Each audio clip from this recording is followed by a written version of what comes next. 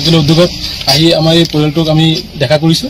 আৰু তেখেতৰ দেউতা আমাৰ লগত আছে, বিজু সিং ডাঙৰীয়া আছে, বিজু তাঁতী ডাঙৰীয়া, আৰু তেওঁলোকৰ লগত কথা পাতি ইতিমধ্যে আমি গোটেই ঘটনাটো গম পালোঁ যে এইটো যিহেতু কোৰ্টৰ মজিয়াত আছে, কোৰ্টৰ মজিয়াত থকাৰ কাৰণে আমি তাৰ বাহিৰত আমি যিমান পাৰোঁ পৰিয়ালটো যাতে এটা ন্যায় পায়, এই ন্যায়ৰ কাৰণে আমি এটা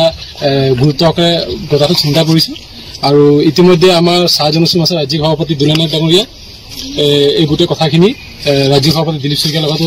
আলোচনা কৰিছে আৰু দিলীপ শইকীয়া ডাঙৰীয়া এই গোটেই কথাটো গুৰুত্ব সহকাৰে লৈছে।